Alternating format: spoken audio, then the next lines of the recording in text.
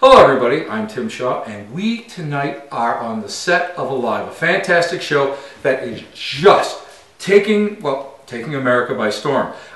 I'm a fan. You know, last year I was asked to be part of it.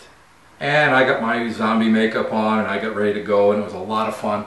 And I got a chance to work with and meet a lot of great people. And I have to say that it is an honor and a privilege to be up here. And I'm going to tell you what, if you guys are not fans of Alive, you will be. You will be. So today we're going to bring you a few of the cast members, a few of the crew members, and we're going to talk about it. Get ready, get set, be ready to be zombified, baby.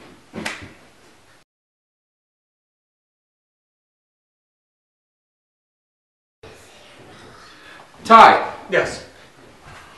These characters are all your creation. They're your children, basically. I have too many kids then. Well, listen, you don't have to support them, you're lucky. Daddy, I want this. Daddy, I want that. But, Ty. She's adopted. Ty, out of all the characters that you wrote for the Alive series, which one is closest to you? Which one do you think that you really feel close to? It's someone that you really want to go and say, you know, I'm really proud that the person has portrayed this character in the way that I meant it to be portrayed. The one that I like the most, and it's actually going to come out a lot in season 2, is actually Brandon Devine's character. It's the character David.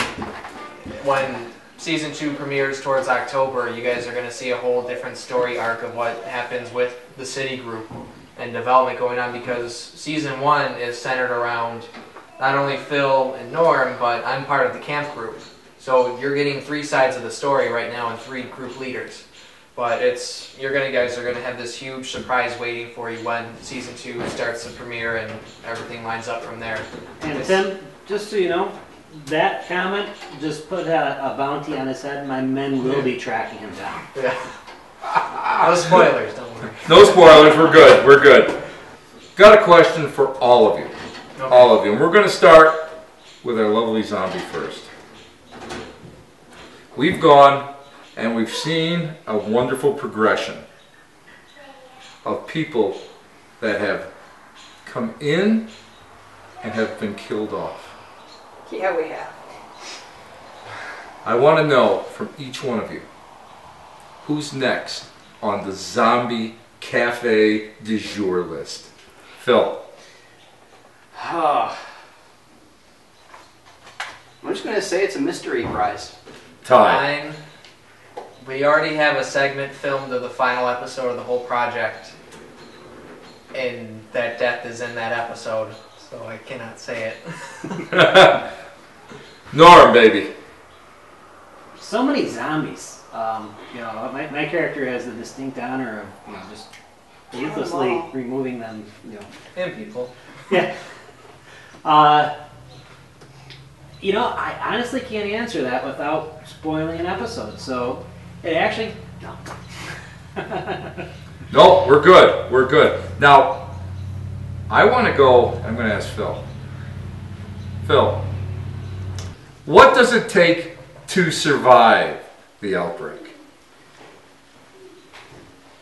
Don't trust anyone. Plain and simple. Don't trust anyone. Norm, what do you think it takes to survive? It works real well for me just to have a lot of expendable men. People you can throw in front of the bullets. You don't have to be faster than the bear. Just faster than the slowest guy with you. Yeah, Fireball proved pretty good. And lots of ammunition helps. You know what? I've heard some rather unsettling and grunting and shuffling that would have been coming from the outside here.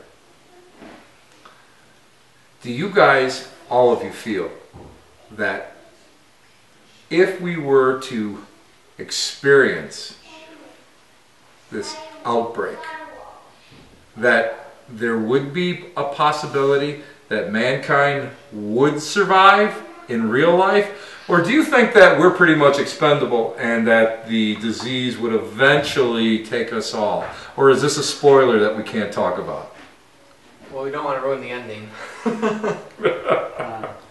But if you're asking opinion versus what actually happens, my answer would be, I think we would have a chance of surviving as a species, but we're our own worst enemies. As you see, my group, which is originally, we're there helping. We have the hospital set up. We're protecting those people.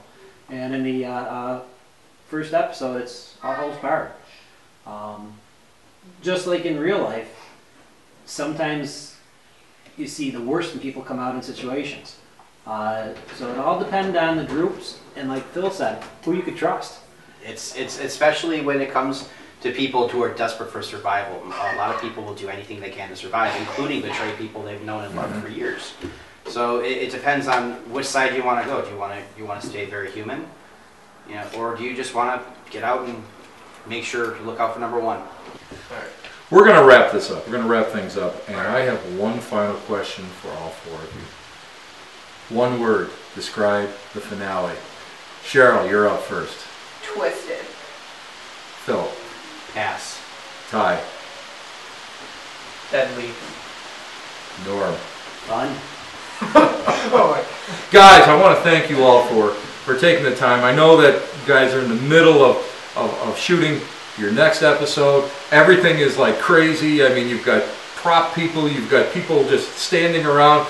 I mean, trying to even get down the road here. I mean, I had to go through a police block and show ID to even get close to where we're filming in an undisclosed location in Western New York. I want to thank each and every one of you for taking the time for just hang out, talk shop, and you know what? Thank you for all being alive. This is Tim Shaw, and I'll see you next time. Where else?